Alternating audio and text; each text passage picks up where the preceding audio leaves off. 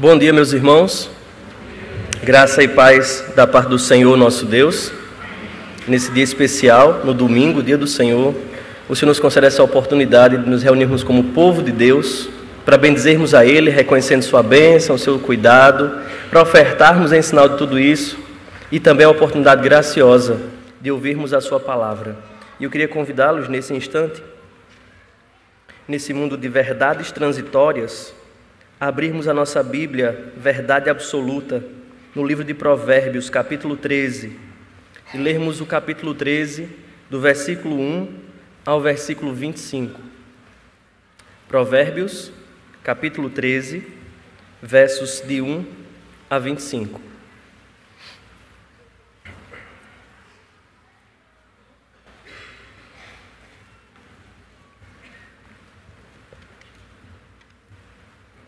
O texto diz o seguinte: o filho sábio ouve a instrução do pai, mas o escarnecedor não atende à repreensão. Do fruto da boca o homem comerá o bem, mas o desejo dos pérfidos é a violência. O que guarda a boca conserva sua alma, mas o que muito abre os lábios a si mesmo se arruína. O preguiçoso deseja e nada tem, mas a alma dos diligentes se farta. O justo aborrece a palavra de mentira, mas o perverso faz vergonha e se desonra.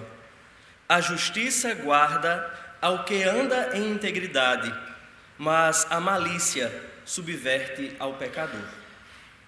Uns se dizem ricos sem ter nada, outros se dizem pobres, sendo muito ricos. Com as suas riquezas se resgata o homem, mas ao pobre não ocorre a ameaça. A luz dos justos brilha intensamente, mas a lâmpada dos perversos se apagará. Da soberba só resulta a contenda, mas com os que se aconselham se acha a sabedoria. Os bens que facilmente se ganham, esses diminuem, mas o que ajunta à força do trabalho terá aumento. A esperança que se adia faz adoecer o coração, mas o desejo cumprido é árvore de vida. O que despreza a palavra, a ela se apenhora, mas o que teme o mandamento será galardoado. O ensino do sábio é fonte de vida, para que se evitem os laços da morte. A boa inteligência consegue favor, mas o caminho dos pérfidos é intransitável. Todo prudente procede com conhecimento, mas o insensato espraia a sua loucura. O mau mensageiro se precipita no mal, mas o embaixador fiel é medicina. Pobreza e afronta sobrevêm aos que rejeita a instrução, mas o que guarda a repreensão será honrado. O desejo que se cumpre agrada a alma, mas apartar-se do mal é abominável para os insensatos. Quem anda com os sábios será sábio, mas o companheiro dos insensatos se tornará mau. A desventura persegue os pecadores, mas os justos serão galardoados com o bem. O homem de bem deixa herança aos filhos de seus filhos, mas a riqueza do pecador é depositada para o justo. A terra virgem dos pobres dá mantimento em abundância, mas a falta de justiça a dissipa. O que retém a vara aborrece o seu filho, mas o que o ama cedo o disciplina. O justo tem o bastante para satisfazer o seu apetite, mas o estômago dos perversos passa fome. A nossa oração é que Deus, pela sua infinita bondade, descortine esse texto diante dos nossos olhos, abrindo o nosso entendimento, nos fazendo compreender não só a que propósito esse texto está registrado, mas também como ele pode ser útil nas nossas vidas. O mundo em que nós vivemos, como eu comentei a princípio, é um mundo de verdades passageiras. E nesse mundo de verdades passageiras, as pessoas têm levantado grandes discursos em favor da felicidade, em favor do bem, em favor do conforto. E o discurso é o seguinte, que para que se alcance esses propósitos, não existe padrão, não existe preceito. O importante é que você seja feliz. Eu já falei isso aqui. Quando nós olhamos para o livro de Provérbios, e aqui eu queria fazer alguns lembretes, visto o tempo que nós não falamos sobre Provérbios, eu queria primeiro lembrar a função desses provérbios, para que nós temos esses provérbios registrados. E o propósito desse livro, a função desse livro, é oferecer instruções práticas à juventude, àqueles que estão formando o seu caráter, aprendendo, fazendo as escolhas que serão decisivas para a vida. Os provérbios então se propõem a oferecer instruções práticas, vívidas, decorrentes de se colocar em prática a lei de Deus. O objetivo deste livro é tão somente moldar o caráter dos indivíduos, principalmente dos jovens, à lei de Deus. É tomar a lei, tirar das tábuas e colocá-la no coração dos jovens, moldando assim a um viver que agrade a Deus. Como é que o livro se propõe a fazer isso? Ele se propõe a fazer isso exprimindo esses valores essenciais da vida de uma maneira prática, fácil, breve, fácil de memorizar, de guardar na mente e no coração. Esses são os provérbios, essas máximas divididas geralmente em duas partes, que vimos que tem diversos provérbios sinonímicos, provérbios sintéticos, provérbios antitéticos, e nós já falamos sobre isso aqui. Precisamos lembrar também que o livro tem uma divisão bem fácil de ser apreendida. O livro se divide à medida que os seus autores eles se pronunciam. A princípio, nós temos a primeira parte do livro, que vai do capítulo 1 ao capítulo 9, que são provérbios de Salomão. Depois temos a segunda coleção de Salomão, que vai do capítulo 10 ao capítulo 24, que é onde nós estamos detidos e meditando. Depois temos os provérbios de 25 a 29, que são provérbios também de Salomão, mas são registrados ou transcritos pelos homens de Ezequias, como se diz lá no início do capítulo 25. Depois temos o capítulo 30, que são provérbios de Agur, ou palavras de Agur. E por fim, o capítulo 31, que é um dos mais famosos do livro, que são as palavras do rei Lemuel, que alguns dizem que pode ser um apelido para também Salomão. Então essa é a divisão do livro. Nós estamos aqui dentro da segunda divisão, da segunda coleção de provérbios. Essa segunda coleção, que vai do capítulo 10 ao 24, nós vimos que se divide em duas partes, e a primeira parte vai até o capítulo 15, e uma marca dessa primeira parte da segunda coleção são esses provérbios que estão aqui bem marcantes no capítulo 13, os provérbios contrastivos ou provérbios antonímicos, onde a segunda linha diz o contrário da primeira. E se você prestar atenção, desses 25 provérbios do capítulo 13, 23 deles são antonímicos, marcados por essa conjunção adversativa mas, que aparece 23 vezes, uma vez em cada versículo, se você tiver a paciência e quiser contar isso daí, que não importa muito essa informação para a sua edificação. No capítulo que nós estamos aqui olhando agora, na verdade no capítulo 12, nós vimos que o capítulo 12 ele se dedica a apresentar, como todo o livro de Provérbios, os benefícios da sabedoria. Mas especificamente o capítulo 12 mostrou para a gente que a sabedoria, se ela existe de verdade na vida e no coração de alguém, ela se exterioriza nas palavras, nas atitudes e nas ações. No que eu falo, no que eu sei e sinto e no que eu faço. Então, não existe sábio agente secreto, porque todo sábio, ele vai exteriorizar a sua sabedoria em palavras, ações, atitudes e ações. Então, o capítulo 12, ele se dedicou a mostrar isso, o modo como o sábio exterioriza a sua sabedoria. E vimos que também o sábio é alguém educável, é alguém que está sempre aberto a aprender, é alguém ensinável.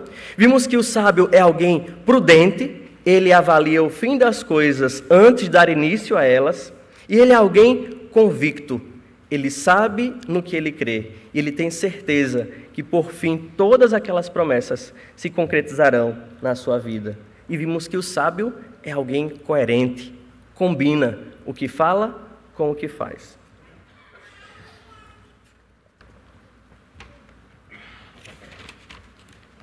Hoje, o capítulo 13, nós estamos diante de mais uma admoestação, de mais uma marcante exposição da sabedoria proverbial.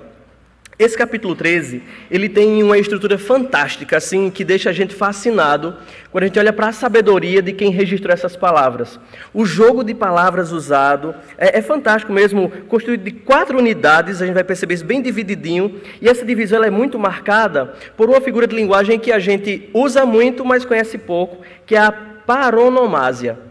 O uso de palavras parônimas, aquelas que têm sons parecidos, e é muito usado naqueles discursos humorísticos, quando eles querem fazer aquele humor sarcástico, eles usam palavras que têm sons parecidos e sentidos completamente diferentes para iludir a cabeça de quem ouve e até mesmo para despertar o senso de humor. Então, o que define aqui a divisão desse capítulo é a presença de inúmeras figuras de linguagem que, infelizmente, quando a gente lê em português ou na tradução para português, elas se perdem muito. Os sons que aparecem aqui, o jogo de palavras está marcado em cima da palavra tov, em hebraico, que significa bom. Bom, bondade, boníssimo, essas palavras aparecem aqui divididas nesse texto muitas vezes e soa aos ouvidos de quem ouve o texto em hebraico, e aí eu não consigo ler com a tonalidade constante, porque é muito difícil, mas você baixar um aplicativo de Bíblia hebraica com áudio, você vai perceber como é marcante esse som. Em cada uma das linhas ele faz esse jogo sonoro, e é isso que vai marcar a divisão do nosso provérbio, que vai ser tipo trocadilhos, como nós usamos na língua portuguesa, ou então cacofonias, aquelas palavras que soam estranho quando nós pronunciamos umas junto às outras. E o autor vai usar isso para marcar essas unidades parciais, que vão se intensificando à medida que a sabedoria é exposta nesse capítulo 13. E a proposta desse capítulo 13 é mostrar que por meio do ensino e por meio de um comportamento moralmente bom, o indivíduo comerá o que é materialmente bom. Basicamente, o que o autor de Provérbios quer mostrar no capítulo 13 foi aquilo que Moisés falou ao povo quando estava repetindo a lei lá no Deuteronômio. Se vocês atentamente ouvirem a minha voz e obedecerem, vocês comerão do melhor dessa terra. O que eu acho mais marcante aqui nesse capítulo é esse jogo em volta do bem moral e o bem material. O que é bom moralmente resulta num bom materialmente, num desfruto de coisas boas na sua vida. E o capítulo é aberto, fazendo a gente relembrar o que fora feito lá naquele prólogo, quando a cada lição o pai chamava a atenção do filho. Filho meu, ouve a instrução do teu pai. Filho meu, guarda no coração. Filho meu, inclina os ouvidos ao que é bom. Isso volta à tona agora no capítulo 13, quando o versículo 1, versículo de abertura, que é o versículo introdutório, ele está isolado dos demais versículos com essa expressão, fazendo contraste entre o filho sábio e o filho escarnecedor, fazendo contraste entre aquele que inclina os ouvidos à instrução do pai, mas aquele também colocando em oposição aquele que não está nem aí para o ensino paterno. E o desenvolver do provérbio é mostrar como isso torna a vida desse indivíduo comprometida, se ele ouve ou não a instrução do pai. O verso 1 diz: o filho sábio ouve a instrução do pai, mas o escarnecedor não atende à repreensão. Essas palavras do versículo 1, quase todas elas se repetem naquelas expressões do prólogo, exceto a palavra repreensão, que não aparece em nenhuma dessas chamadas ao filho. Todas elas se repetem. Então, aqui ele pede ao filho que ouça essa instrução, que incline o ouvido. Não é aquele ouvir apenas para ouvir um som, mas é aquele ouvir que discerne com o coração e aplica à vida. O capítulo é aberto com essa chamada, e o que define ainda essa divisão é o que eu falei, esses sons repetidos que não são percebidos na nossa língua. Mas diante dessas informações aqui que foram expostas, eu quero convidar vocês a meditarmos juntos no tema Desafios de Viver Retamente. E eu queria responder a pergunta: quais são os desafios para se viver retamente? E primeiro nós vamos ver que o primeiro desafio é ter um falar construtivo e cauteloso, conforme os versículos de 2 a 6. Depois veio o segundo desafio, que é ter um caráter educável, versículos de 7 a 11. Terceiro, ter um coração satisfeito, versículos de 12 a 19. E por fim, o desafio para se viver retamente é ter segurança de um futuro abençoado, conforme os versículos 20 a 25.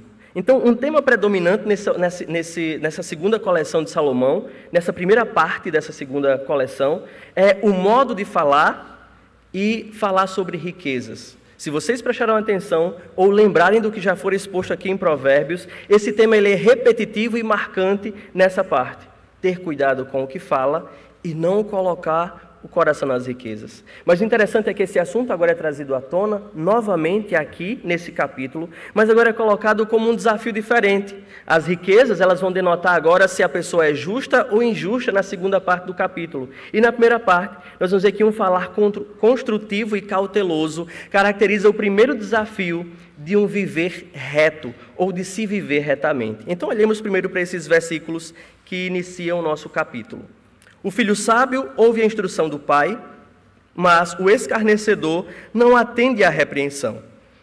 Do fruto da boca o homem comerá o bem, mas o desejo dos pérfidos é a violência. O que guarda a boca conserva a sua alma, mas o que muito abre os lábios, a si mesmo se arruína. O preguiçoso deseja e nada tem, mas a alma dos diligentes se farta. O justo aborrece a palavra de mentira, mas o perverso faz vergonha e se desonra. A justiça guarda ao que anda em integridade, mas a malícia subverte ao pecador. Essa primeira parte do capítulo 13, ela está focada tão somente a respeito da boca e dos órgãos da fala, para expor a importância de um viver reto, inicia-se nas palavras que nós pronunciamos. E é interessante essa estrutura dessa primeira parte do capítulo 13, porque nós temos dois quartetos que eles emolduram um versículo como se esse versículo tivesse solto, que é o versículo 4. Nós temos os quartetos dos versículos 2 e 3, depois os versículos 5 e 6, que envolve esse provérbio sobre diligência no meio, como se parece que ele está aí sem fazer sentido algum. O filho do versículo 1, que é aquele filho contrastado, aquele filho que deve ter os ouvidos abertos à instrução, atentos à instrução do pai, ele deve ser um filho comedido no uso das palavras. Ele não deve falar tudo o que lhe vem à mente, mas ele deve ser alguém prudente ao pronunciar o que lhe vem à mente. Ele configura assim alguém sábio. O sábio é aquela pessoa que tem ouvidos prontos a ouvir e lábios tardios em falar. Eles têm a boca fechada, ele só fala como aquele personagem humorístico, dizer, só abre a boca quando eu tenho certeza. Mas ali era algo engraçado, e aquela pessoa falava muitas asneiras. Mas esse aqui é alguém que, de fato, ele avalia o que vai falar antes de pronunciar qualquer palavra. Aqui é interessante que esses versículos apontam para a gente para um falar confiável. É o que ele aponta para nós depois de dizer que o filho é alguém que deve buscar instrução do pai e estar atento à instrução desse pai. E essa instrução nós vamos ver à medida que o texto desenrola, que não é qualquer instrução, não é qualquer ensino, não é qualquer palavra. Mas a princípio ele apresenta que esse pai que instrui bem o seu filho, dá a entender na primeira frase do versículo 2, que esse pai desfrutará também do bem. E esse bem aqui é esse bem material. Como eu disse, o jogo de palavras a respeito de bem e bom no nosso provérbio vai variar de bem moral e bem material. E a primeira expressão de bem que aparece aqui é esse bem material, que tipo gozará o pai desse filho, bem como esse filho que a boca dele, ele tem cuidado, é alguém sábio. E é interessante que é alguém que fala um falar construtivo, um falar confiável, como acrescenta o versículo 3.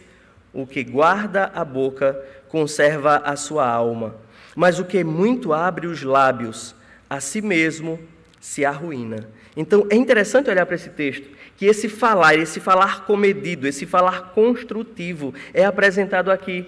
Alguém atento aos valores, que produz benefícios pessoais, mas também benefícios para a comunidade. Então é alguém que está pesando a sua fala, para saber se de fato essas palavras transmitem graça, como diz o apóstolo Paulo, e acrescenta algo a alguém que lhe ouça, se é algo que vai edificar as pessoas ao nosso alcance. O caráter construtivo da fala está descrito aí nesse versículo 3, em questão de vida ou morte. E nós já vimos aqui, e eu não vou me deter muito a falar a respeito do nosso falar construtivo e cauteloso, porque já falamos bastante, mas aqui está definido em valores de vida e de morte. Aqui o meu falar pode levar à vida da comunidade e as consequências do meu falar à minha própria vida. E alguém que não é cauteloso no uso das palavras, ela pode sim matar alguém. Ela pode sim levar alguém à ruína, à tristeza, à profunda tristeza. Então, o falar comedido é a marca presente aqui. Então, esses dois primeiros quartetos, eles marcam essa fala, esse discurso construtivo e cauteloso, que agora entra em cena o versículo 4, que pensando em fala, não tem nada a ver com o contexto. Eles, o preguiçoso deseja e nada tem, mas a alma dos diligentes se farta. O versículo 4, ele quer enaltecer tão somente a diligência. A diligência para satisfazer os seus apetites, os seus desejos. Aqui ele coloca a figura em contraste do preguiçoso que deseja, que tem fomes, que tem apetites, que tem planos, que tem sonhos, mas é igual aquela história que nós ouvimos quando criança do João preguiçoso, que sempre tem, tô cansado, não posso fazer agora, que sempre adia as coisas, deixa para depois. Muitas vezes nós estamos vivendo assim, e quando pensamos no nosso apetite por Deus, ou no nosso anseio por Deus, é que muitas vezes nos comportamos como Joões preguiçosos. Sempre deixamos a nossa leitura bíblica para depois, a oração pode ficar para depois, o ir para a igreja ou congregar-se com os irmãos pode ficar para depois, porque temos uma confra, como falam os jovens, uma confraternização, ou porque temos um aniversário, ou porque eu estou com a dorzinha de cabeça, porque eu vou chegar 5 minutos atrasado. E a gente sempre deixa esses encontros com Deus para depois. É a figura desse preguiçoso, mas a alma dos diligentes. A diligente, nós já aprendemos aqui em Provérbios também, que é aquela pessoa que sabe o que tem que fazer, ela vai lá e faz. Ela não precisa ouvir segunda ordem, ela não precisa de uma nova instrução, ela está tão atenta e ela compreende qual é a missão dela, que ela não dorme sem executar o seu plano. É igual alguém faminto por morte, como já vimos aqui em Provérbios. Ele não dorme enquanto não satisfaz o seu desejo de matar. Ele aplica essa diligência agora para o bem. Alguém que satisfaz, alguém que farta os seus apetites, alguém que supre os seus anseios. E é interessante, inclusive, o seu anseio por Deus, o seu anseio por obediência. Alguém que busca a Deus, como Deus requer na sua palavra.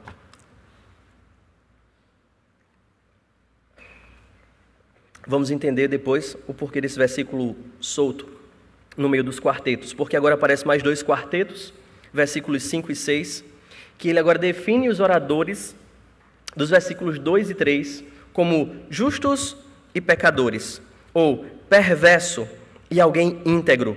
O versículo 5 diz que o justo, ele aborrece a palavra de mentira, mas o perverso, ele faz vergonha e desonra. O versículo 5, junto com o versículo 6, que diz: a justiça guarda ao que anda em integridade, mas a malícia subverte ao pecador. Eles qualificam aqueles oradores do versículo 2 e 3, que diz: do fruto da boca do homem comerá o bem, e o que guarda a boca conserva a sua alma. A primeira figura é a figura de alguém justo, alguém que não se associa ou não tolera a mentira, que a sua boca não repete mentiras, que ele procura averiguar os assuntos antes de compartilhar e espalhar as verdades, como nós vimos nos nossos dias, esse compartilhar impensável, diz: bateu no meu aparelho telefônico, eu já compartilho com a galera essas verdades que às vezes não são verdades, e a pessoa fala então e compartilha a mentira. Ele diz que o justo, ele aborrece a mentira, e a justiça, ela se torna um bem na vida dessa pessoa, porque ela se torna assim a proteção dessa pessoa. A justiça guarda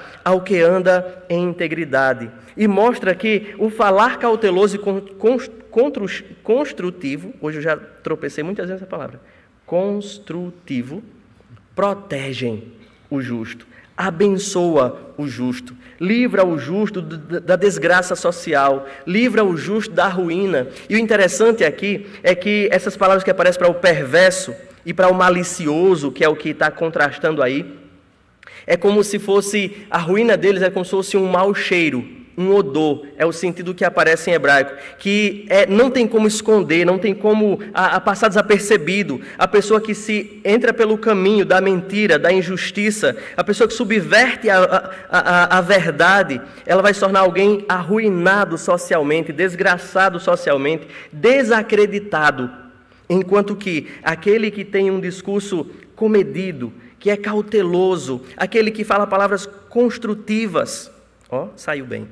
Ele diz que essa pessoa se alimentará, estará protegida, livre de males. Então, queridos, diante dessa primeira parte do nosso Provérbio 13, que faz essa linguagem, ou esse trocadilho com as palavras, ele apresenta para a gente que o primeiro desafio que o filho tem, depois de ouvir os conselhos do pai e colocar em prática essa sabedoria, é atentar para ter um discurso, ou usar as palavras para transmitir graça aos demais, é ter um discurso construtivo, ter um discurso cauteloso. Usar bem as palavras trará benefícios pessoais e benefícios à comunidade. Esse é o primeiro desafio, mas o desafio não para no versículo 6, porque quando olhamos para esse provérbio, são desafios crescentes. Não é só falar bem, bonito, na hora certa e com o propósito certo. O segundo desafio que o sábio apresenta para o jovem, em segundo lugar, é ter um caráter educável. E eu acho isso muito valoroso no livro de Provérbios, nas Escrituras. Ninguém é tão sabido que não precise aprender mais alguma coisa. Então, nós, independente da idade, independente do tempo que já temos de conversão, de igreja, sejamos essa pessoa de caráter educável. Essa unidade, ela aumenta a intensidade, saindo daquela ruína e daquela riqueza enganosa ou transitória que desfruta aqueles que têm um falar impensado, e ele agora caminha para as causas da pobreza e da riqueza, usando termos éticos e sapienciais para aplicar isso a um caráter educável. É interessante perceber que as palavras retidão e perversidade, elas são agora definidas em termos de acúmulo de riqueza ligado ao caráter desse indivíduo. Olha os versículos 7 até o versículo 11, o que ele diz para a gente? Uns se dizem ricos sem ter nada, outros se dizem pobres, sendo muito ricos. Com as suas riquezas se resgata o homem, mas ao pobre não ocorre ameaça. A luz dos justos brilha intensamente, mas a lâmpada dos perversos se apagará. Da soberba só resulta contenda, mas com os que se aconselham se achará sabedoria. Os bens que facilmente se ganham, esses diminuem, mas o que ajunta à força do trabalho terá aumento.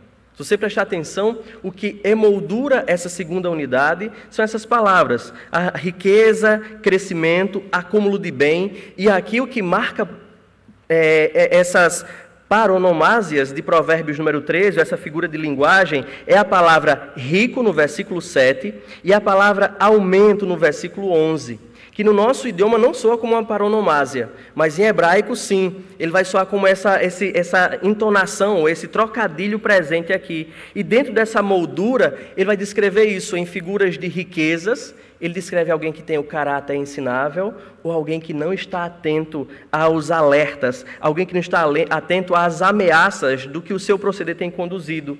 É interessante ver que o versículo 7, ele soa como alguém pode interpretá-lo de modo ambíguo, quando ele diz: uns se dizem ricos sem ter nada, outros se dizem pobres, sendo muito ricos. Alguns podem tentar interpretar assim: a humildade do rico em se passar por pobre.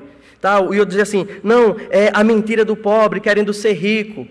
Mas o interessante é que esse provérbio aqui ele está chamando a atenção dos dois.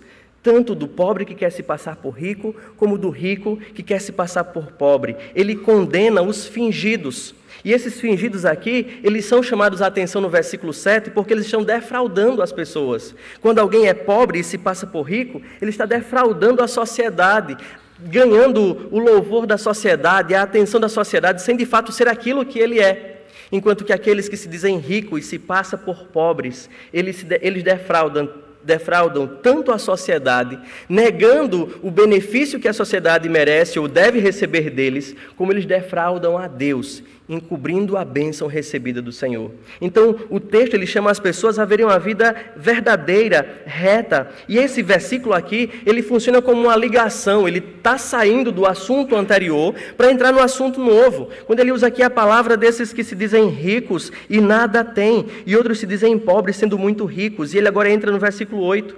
E esse versículo 8, 9, 10 e 11, eles têm que ser olhados em conjunto. Quando ele diz no verso 8: com as suas riquezas se resgatam o homem, mas ao pobre não ocorre ameaça. A luz dos justos brilha intensamente, mas a lâmpada dos perversos se apagará. Da soberba só resulta a contenda, mas com os que se aconselham se acha sabedoria. Os bens que facilmente se ganham, esses diminuem, mas o que ajunta à força do trabalho terá aumento. O versículo 8 e o versículo está ligado ao versículo 10, enquanto ao versículo 9 está ligado ao versículo 11. O versículo 8 mostra a verdade de modo mais restrito, mais fechado, e ele quer dizer que aquilo que o homem constrói, tendo um caráter santo, justo, um caráter, como ele diz aqui, não dado à perversidade, mas à retidão, esse homem, ele alcança esse favor, essa proteção, ele com suas riquezas ele será resgatado, mas aquele pobre, ele é pobre, e aqui a tradução não nos ajuda muito, mas você comparar com outras traduções em português, você vai perceber que é alguém que não está atento aos avisos, alguém que não ouve a pregação ou o aviso da lei de Deus. Eles não ocorrem ameaças aqui na nossa língua. É alguém, ele é pobre porque ele é culpado. Ele não tem um coração ensinável. Esse aqui é culpado de alguns pecados. Ele não respondeu à censura moral que foi feita a ele, que ele acumulou, que ele perdeu o que ele tinha por não estar atento ao justo, ao padrão santo, ou ao padrão da lei de Deus. Ele fez ouvidos moucos à repreensão. Essa é a causa da pobreza do pobre no versículo 8. Mas aquele do versículo 8 na parte A, que tem as suas riquezas, que é o seu resgate, ele foi resgatado porque ele deu ouvidos à repreensão. Ele foi resgatado porque, ao ouvir a censura moral, ele atentou e avaliou o seu caminho, a sua vida. Então ele foi resgatado, as suas riquezas foi o seu resgate. Mas aquele pobre que fez o seu ouvido moco, ele só acumula a pobreza e a ruína de sua vida. E aí agora no versículo 9, a luz, que é uma lâmpada aqui, simboliza o sucesso e o bem-estar dessa pessoa ou de uma pessoa, implicando em sua permanência nessa vida, ou essa pessoa que atentou à repreensão, essa pessoa que foi ensinável, teve esse caráter educável, ele agora é trazido à tona aqui como uma luz, a luz dos justos, que vimos que essa luz já está presente em Provérbios, como alguém que está atento à repreensão, ao ensino, à lei de Deus. Ele já foi apresentado na Escritura como uma luz que cresce, que progride, não é alguém que está estagnado, mas alguém que está sempre sendo ensinado, alguém que está sempre atento ao ensino. Ele diz que esse agora é comparado a uma luz que brilha e que vai brilhando intensamente, que o seu brilho não terá fim quando atentamos para a comparação da segunda parte do versículo, quando ele coloca agora em antítese: mas a lâmpada dos perversos se apagará. O resultado de não dar ouvido à instrução é que a vida desta pessoa, ela tem uma durabilidade muito breve, implicando aqui na sua não permanência na vida, e vida que precisa ser entendida, não apenas como vida física e material, mas também com sentido eterno e espiritual. A pessoa agora, ela tem o versículo 10 agora, ele desenvolve a ideia do versículo 8, daquele que não deu ouvido, que fez ouvidos moucos à repreensão. O verso 10 acrescenta: aquela pessoa, aquele pobre do versículo 8, que não deu ouvidos à repreensão, agora ele é chamado de alguém soberbo. E ele diz: da soberba só resulta contenda, mas os que se aconselham se acham a sabedoria, com ele se acham a sabedoria. O versículo 10, ele desenvolve a ideia do 8, da ideia do dar ouvidos. Aquele que tem opinião exagerada de si mesmo, aquele que é soberbo, que pensa de si além da realidade, que não aceita conselhos, que não tem um caráter educável, que não é capaz de ouvir e muito menos de ceder à instrução. É essa pessoa que foi apresentada no verso 8 como pobre. E agora no versículo 10, ele diz que a vida dessa pessoa, quando alguém tenta chamar a atenção dessa pessoa, ou tentar instruir essa pessoa, é entrar num debate infindável, é entrar numa contenda, porque essa pessoa sempre tem argumentos para provar que ela é uma pessoa boa, que ela é uma pessoa que está à frente das demais pessoas, que ela não precisa de conselhos, mas ela devia aconselhar as outras pessoas, porque ela é o bam em todos os aspectos da vida. Então o verso 10 mostra que esse pobre que não ocorre ameaça, ou que não ouve a instrução ou a repreensão, que não ouve a censura moral, é essa pessoa cheia de si, soberba. Mas aquele que está protegido pelas riquezas, ou que é resgatado pelas riquezas no verso 8, é o que aparece agora no versículo 10, fazendo contraste, dizendo que aquele que ouve, que aceita conselhos, aquele que ouve a instrução da palavra, e aqui é um alerta, não é qualquer conselho, não é qualquer pessoa. Na era dos coachings, nós precisamos atentar à instrução que temos recebido, ou que o nosso coração vai obedecer. Nós precisamos atentar para a instrução da palavra, nós precisamos atentar para o conselho, como nos ensina lá no Salmo 1. Bem-aventurado é o que não anda segundo o conselho dos ímpios, não se detém no caminho dos pecadores, nem se assenta à roda dos escarnecedores, mas tem o seu prazer, e a instrução que ele recebe é da lei do Senhor, e o prazer dele está na lei do Senhor, e é lá que ele lança suas raízes, e é de lá que vem o seu sustento, é de lá que vem a vida de sua folhagem, é de lá de onde vem a força para produzir frutos.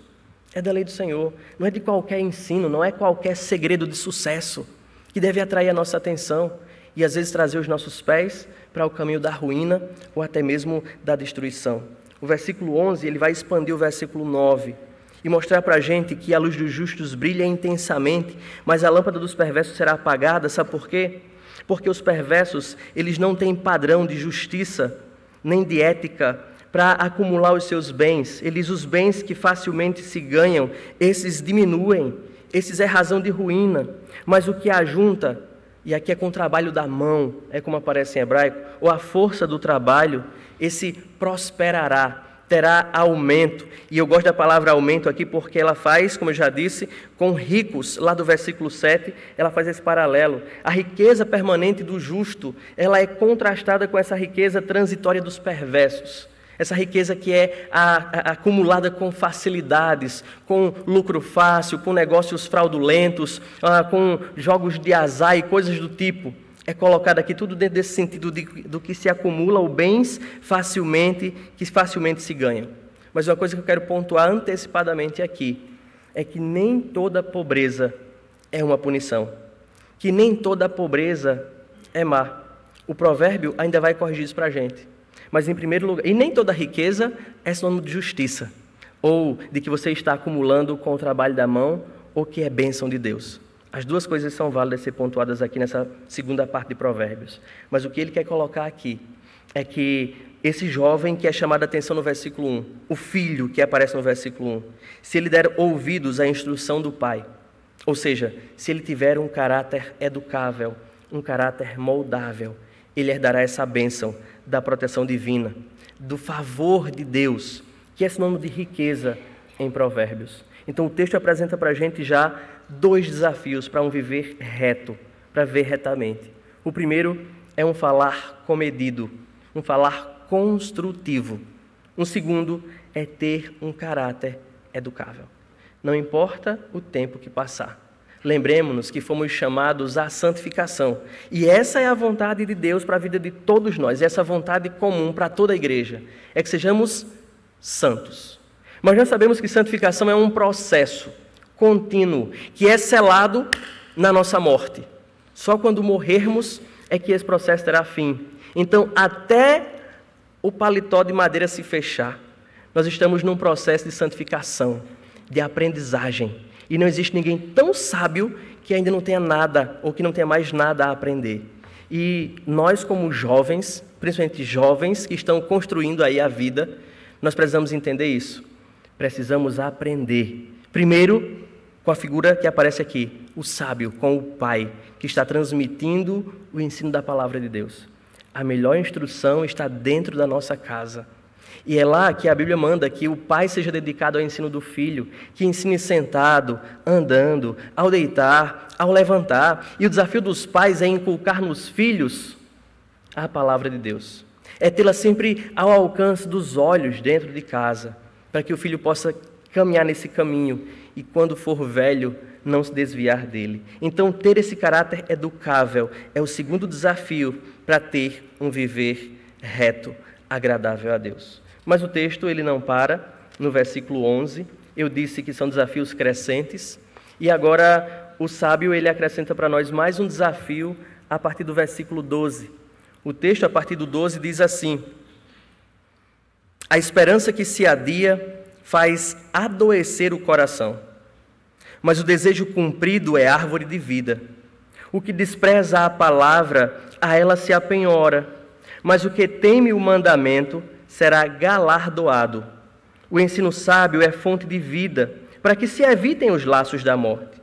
A boa inteligência consegue favor, mas o caminho dos pérfidos é intransitável.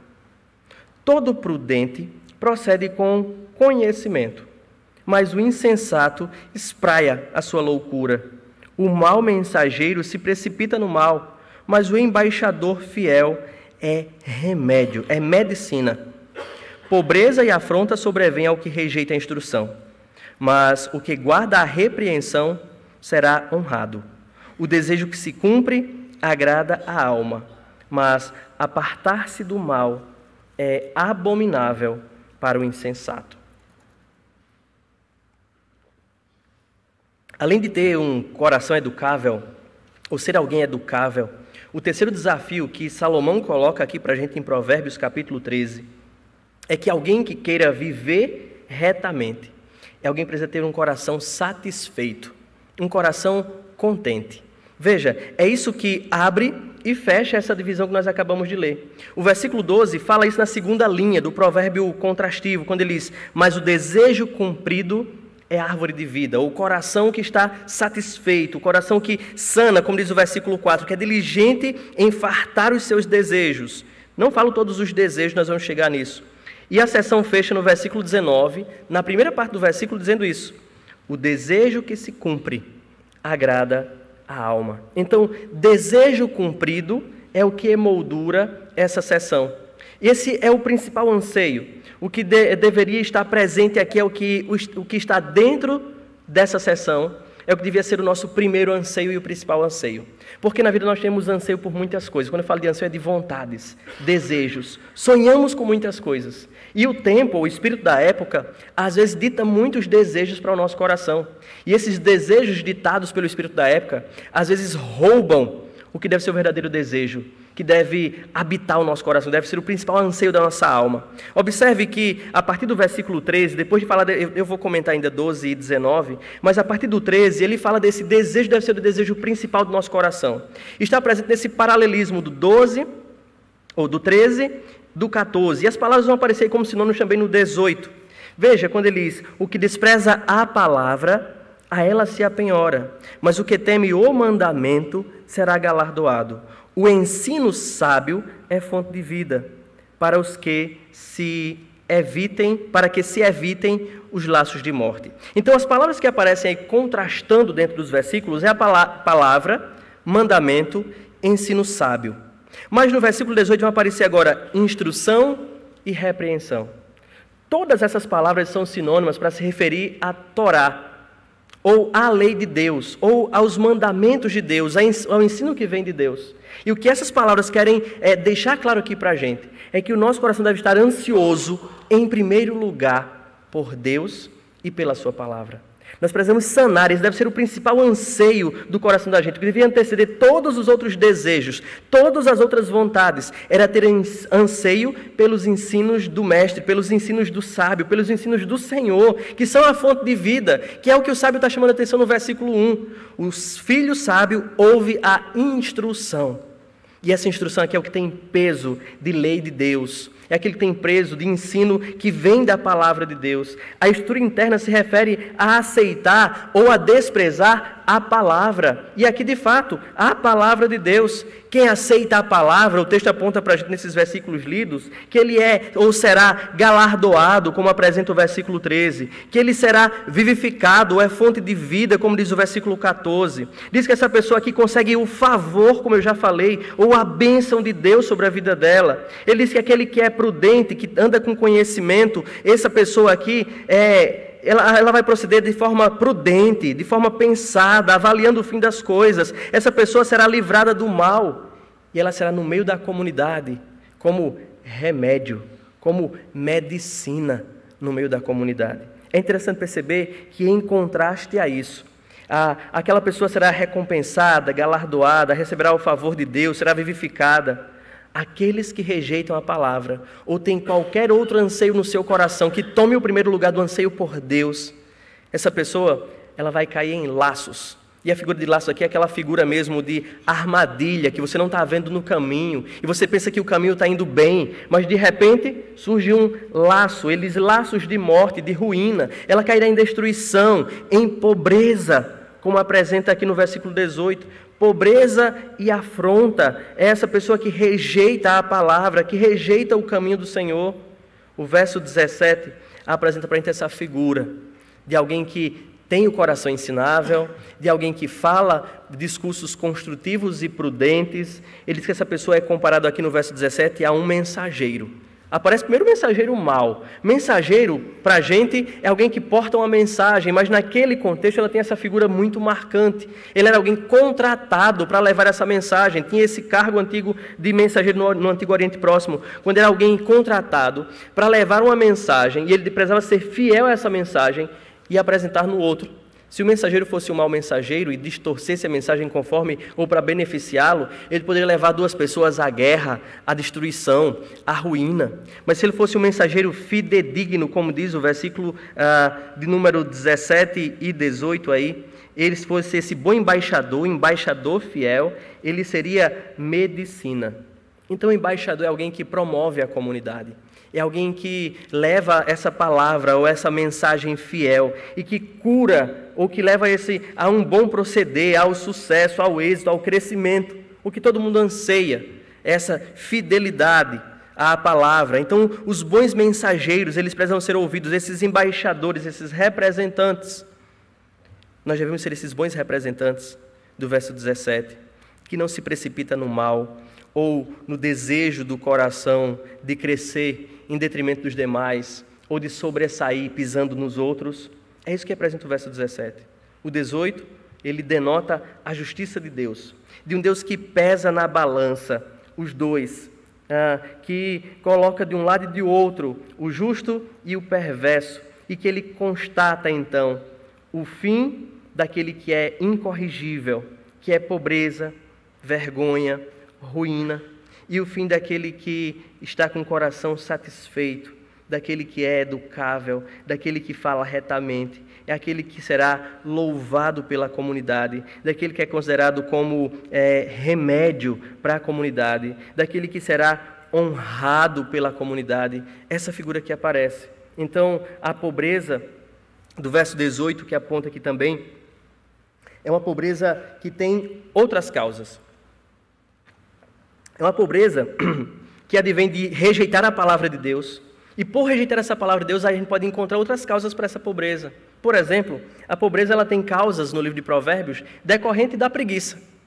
Se você voltar algumas páginas do seu livro aí, Provérbios, capítulo 10, versículos 4 e 5, mostra que preguiça também é causa de pobreza. E preguiça é decorrência de não ouvir a instrução do sábio, ou de não ouvir a lei de Deus.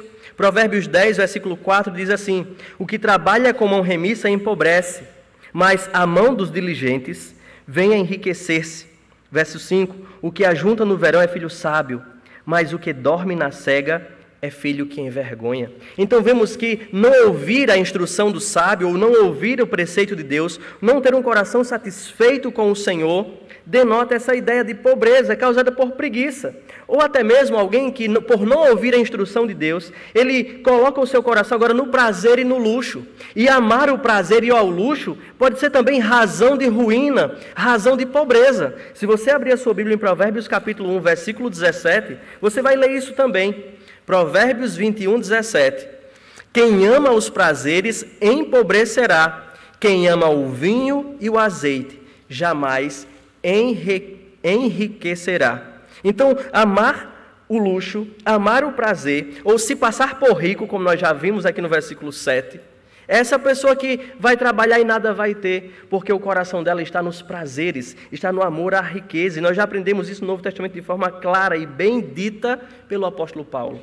O amor ao dinheiro ou às riquezas é a raiz de todos os males, de toda a ruína.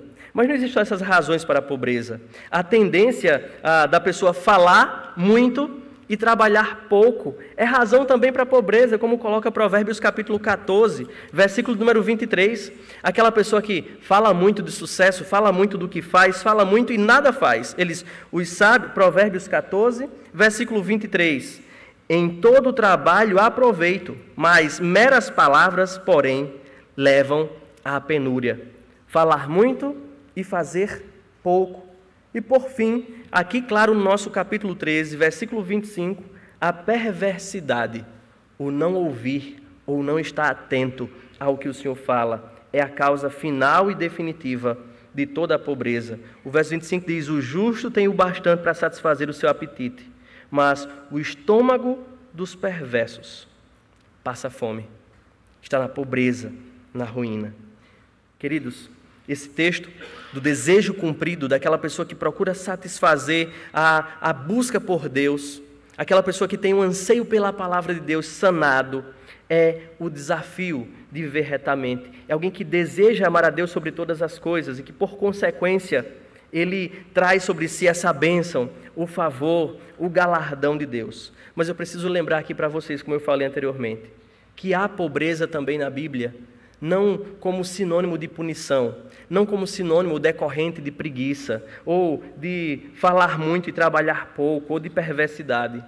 Há também no livro de Provérbios uma pobreza que é virtude, que é virtuosa, decorrente da injustiça de outras pessoas, mas não da injustiça de Deus. No capítulo 17, versículo 1, Salomão fala dessa pobreza como uma virtude. Ele diz que melhor um bocado seco e tranquilidade do que a casa farta de carne e cheia de contendas. Nós aprendemos então que existe sim uma pobreza, existe sim uma dificuldade, mas não uma dificuldade que permanecerá, não uma dificuldade que será eterna ou que transporá para a eternidade. Se a gente agora caminhar para a próxima seção do texto, que traz o nosso último desafio, o quarto desafio, porque o primeiro foi falar de forma que edifique e comedida, o segundo foi da gente ter o nosso coração educável, o terceiro, o coração satisfeito. Por fim, nós precisamos ver que o provérbio ele configura um desafio maior ainda para a gente, é tirar os nossos olhos do material e colocar os nossos olhos na eternidade.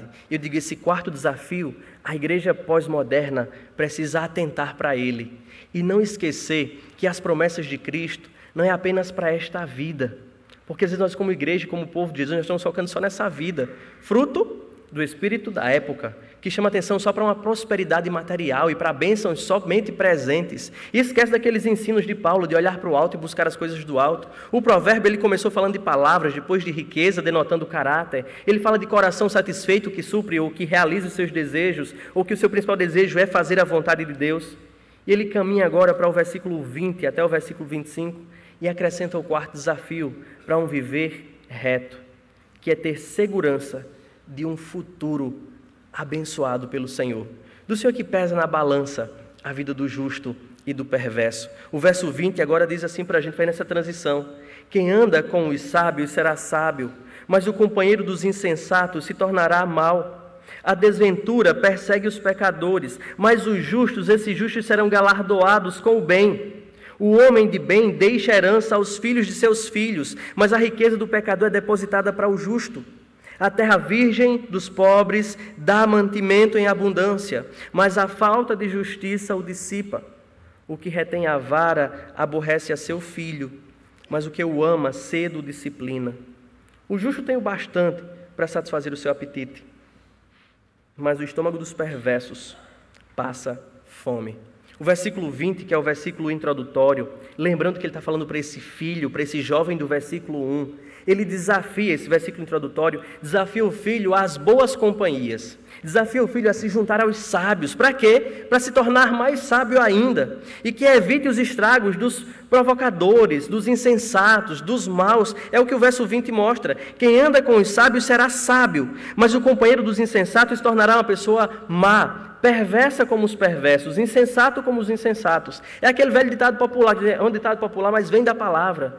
Me diz com quem tu andas, que eu direi quem tu és. E ele está lembrando isso, busquem companhias que edifiquem, ande com os sábios. Não é amizade por interesse, aquela que pode lhe edificar, que lhe acrescentar algo. Não é interesse material ou pecaminoso, mas é de ser aprendiz, de estar junto de alguém, de pessoas que lhe acrescentem, de buscar amizades que edifiquem, amizades que redimam. Então, o verso 20 é esse desafio introdutório, que apresenta para a gente agora os versos de 21 a 24, que, semelhante aos versos de 8 a 11, eles se intercalam na comunicação e na expansão do que ele quer apresentar. O verso 23 expande o 21 e o verso 24, o 22. O 21 diz que a desventura persegue os pecadores, mas os justos, esses justos, eles serão galardoados. O versículo 22, ele mostra que a riqueza daqueles que acumulam os bens de forma fácil é uma riqueza transitória e que passará para o justo e não ficará com o herdeiro. Mas aquela riqueza que é acumulada ao trabalho ou pelo trabalho, essa riqueza passa de geração em geração, como uma herança. E é interessante que essa riqueza agora, ela precisa ser entendida não apenas como bens materiais, mas existem valores que valem muito mais do que riquezas. E essa herança, a Bíblia, ela pretende isso, e essa é a proposta desde o Antigo Testamento. Riquezas ou valores que passam de geração em geração. Pais dedicados no ensino e na instrução de seus filhos deixam para eles valorosas riquezas, muito mais valorosas do que ouro, muito mais valorosas do que bens materiais, que a traça corrói, que o ladrão pode roubar. O verso 22 ainda é esse desafio a gente se questionar que valores estamos deixando de herança para os nossos filhos? A que nós estimulamos os nossos filhos? Será que temos estimulado a nossa juventude a serem bons profissionais, ricos e abastados apenas nessa vida? Será que temos ensinado as crianças a buscar em primeiro lugar as riquezas e depois o reino e a justiça? Porque às vezes as nossas palavras podem soar bonitinhas, mas a nossa vida de busca pode demonstrar que há outros interesses, outras fomes, precisando ser sanadas na nossa vida, ou sendo sanadas em primeiro lugar na nossa vida. Então, o versículo 22 é esse desafio, a deixarmos verdadeiras heranças aos nossos filhos, heranças que a traça não corroem, que o ladrão não rouba, que é lá que deve estar o nosso coração. O verso 23 mostra que a tirania ou a injustiça acaba com o alimento. E aqui é lembrando aquelas pessoas que acumulam bens fáceis, que vão facilmente também. O verso 23 diz, a terra virgem dos pobres dá mantimento a eles em abundância. Mas quando falta injustiça, alguém administra com injustiça, falta alimento para todos. Aí o verso 24 agora acrescenta ao 22, o que retém a vara aborrece o seu filho, mas o que ama, cedo o disciplina. O patrimônio a ser transmitido não é para ser transmitido com meras palavras, mas ele deve ser transmitido também mediante firme disciplina. E isso aqui completa o que fora dito no versículo número 1. O filho deve ouvir a instrução do pai. E essa instrução, ela é acompanhada de uma disciplina aplicada, e não apenas uma disciplina conceitual. E é interessante que os pais amorosos, eles disciplinam os seus filhos. Provérbios vai mostrar isso para a gente, que pais amorosos corrigem seus filhos e buscam o bem de seus filhos. E olhamos o contrário, os pais que não amam os seus filhos, é o que eu denoto aqui fazendo uma antítese, eles não corrigem os seus filhos. Os pais que não amam seus filhos, eles não vão buscar o bem dos seus filhos através da instrução, e da repreensão. E essa disciplina aplicada, ela pressupõe muitas coisas importantes. A disciplina aplicada pressupõe, em primeiro lugar, que o lar é a primeira unidade social básica que ela determina, ou é onde é transmitido os verdadeiros valores da vida do filho. É lá dentro de casa que os pais transmitem aos filhos, na instrução particular e privada, os verdadeiros valores à criança. E nós muitas vezes estamos entregando essa responsabilidade ou terceirizando a transmissão de valores aos nossos filhos. Eles não aprendem valores dentro de casa. A gente tem entregado eles à televisão, à escola, graças a Deus também à igreja. E a gente acha que a igreja vai fazer tudo, e aí dentro de casa eu não tenho tempo, eu coloco ele para assistir um DVD, ou coloco ele, não existe mais DVD quase, né? No Netflix, que é o mais comum agora, ou então eu coloco numa escola integral, busco às vezes uma escola cristã, achando que estou fazendo tudo, mas os filhos eles não veem nos pais mais essa unidade básica de transmissão de valor. Mas não pressupõe somente isso.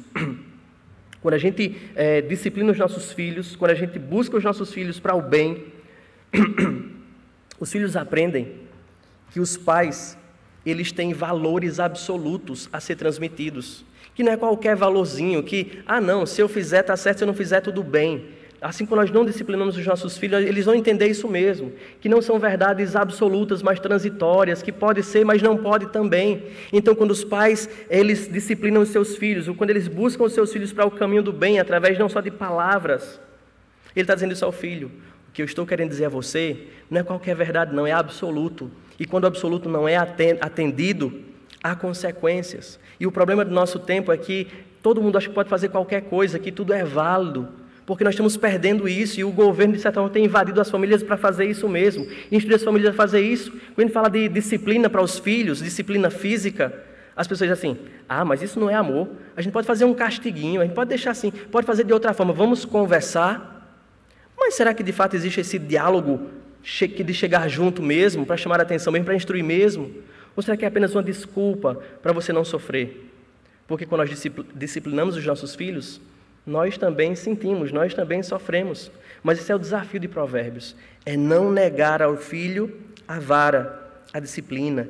Quem nega ao seu filho a vara ou a disciplina, aborrece o filho e não ama. Então, quando eu disciplino meu filho, eu demonstro para ele que existem valores a ser transmitidos, que esses valores são absolutos e que o pai é essa figura absoluta dentro de casa. Eu apresento também para o meu filho que o coração dele é um coração cheio de insensatez, é um coração que está dado ao pecado. E quando eu disciplino ele, eu estou dizendo a ele isso, que o coração dele não deve ser seguido, que o coração dele precisa aprender valores e que esses valores estão na palavra de Deus. E por fim, a disciplina é porque eu preciso de mais do que meras palavras para dizer ao meu filho que o coração dele é pecador e para mostrar o peso desse pecado, para trazer ele para um caminho de retidão e de justiça. A disciplina, queridos, ele vai apresentar para a gente isso, ele vai apresentar para a gente esses valores absolutos que o nosso tempo tem negligenciado. Então, queridos, diante dessas verdades, nós vemos como o Provérbio, capítulo 13, ele se torna um desafio para as nossas vidas, um desafio de viver retamente, um desafio para um viver santo. E quando eu leio todos esses desafios, quando eu consigo extrair todos esses desafios desse capítulo, só me vem à cabeça a figura de um filho perfeito, de um filho que foi ensinável, de um filho que se submeteu ao pai, de um filho que teve o coração atento à instrução do pai, de um filho que praticou toda essa justiça. Abra sua Bíblia comigo em Isaías capítulo 50. Isaías capítulo 50, versículos 4 e 5. Vai falar palavras que vai lhe trazer à memória quem é esse filho. Isaías 50, versículos 4 e 5. Versículo 4 diz assim: O Senhor Deus me deu língua de eruditos, para que eu saiba dizer boa palavra ao cansado. Ele me desperta todas as manhãs, desperta-me o ouvido, para que eu ouça com os eruditos. O Senhor Deus me abriu os ouvidos, e eu não fui rebelde, não me retraí. Agora eu quero complementar essa leitura com Hebreus capítulo 5. Esse filho ensinável, que ele ouviu toda a palavra e transmitiu toda a boa palavra aos cansados. Em Hebreus capítulo 5, versículos de 7 a 10, diz o seguinte, a respeito desse que transmitia palavras boas aos cansados. Hebreus 5, 7. Ele, Jesus, nos dias da sua carne, tendo oferecido com forte clamor e lágrimas, orações e súplicas a quem o podia livrar da morte, e tendo sido ouvido por causa da sua piedade, embora sendo filho, aprendeu a obediência pelas coisas que sofreu, e tendo sido aperfeiçoado, tornou-se o autor da salvação eterna para todos os que lhe obedecem, tendo sido nomeado por Deus sumo sacerdote, segundo a ordem de Melquisedeque. Mesmo sendo filho, mesmo sendo Deus, aprendeu a obediência, tinha um coração ensinável, satisfeito, tinha um discurso que transmitia palavras que edificam, que construíam, palavras que saravam. Era esse alguém que estava focado, não na vida aqui, mas ele tinha seguranças eternas das promessas de Deus na vida dele. Por isso que eu digo que os desafios não são apenas desafios conceituais, são desafios verdadeiros para a vida da gente. Por isso eu queria rapidinho, a hora já está estourada, mas eu queria rapidinho com vocês avaliar nossa vida diante desses desafios de Provérbios. Lembrando primeiro desse discurso. Que palavras têm saído dos nossos lábios? Que discurso tem sido o nosso na comunidade? As suas palavras têm sido cura, remédio para você mesmo e para as pessoas que estão ao seu redor? Ou você é uma pessoa sempre que inflama o coração dos outros e deixa as pessoas chateadas, odiosas, por causa disso, das suas palavras? Queridos, Mas não somente isso, porque isso é muito fácil, refrear a língua. Não, nem é tão fácil, né? A Bíblia diz que é muito difícil mesmo. Mas às vezes a gente fica calado e diz o provérbio que até um burro calado se passa por sábio. Então, ficar calado é algo bom, mas um silêncio prudente, não um silêncio negligente. Mas ele caminha e o desafio aumenta. O coração. O que o nosso coração tem desejado? O que a sua vida exprime de verdadeiros desejos? Na sua prática tem ficado claro que você deseja, em primeiro lugar, a palavra e se conformar à palavra, que tem anseio por Deus? O que a sua agenda diz a respeito dos desejos do seu coração? Quanto tempo você tem gastado com os seus verdadeiros desejos? São perguntas que precisamos fazer e responder diante do que é colocado por Salomão em Provérbios 13. Mas ainda ele acrescenta, e ele diz a gente ainda que o nosso coração precisa ser um coração educável. E o nosso comportamento na comunidade diz muito a respeito disso. Quão aberto a aprender nós estamos. Como nós ouvimos as repreensões quando somos repreendidos. E lembremos-nos disso que Provérbios nos ensina, e Hebreus vai reafirmar para a gente.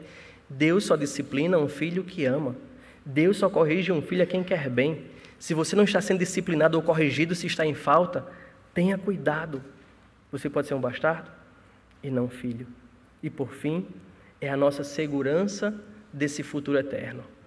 Nós temos vivido na expectativa da eternidade?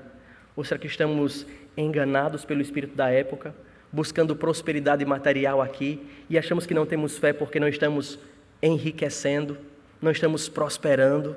Porque isso tem sido o pensamento evangélico da época. E a gente tem perdido de vista a eternidade. E eu queria encerrar dizendo, buscai as coisas do alto, olhai para as coisas do alto, onde Cristo vive. Sigamos os passos daquele filho que aprendeu a obediência pelas coisas que viveu.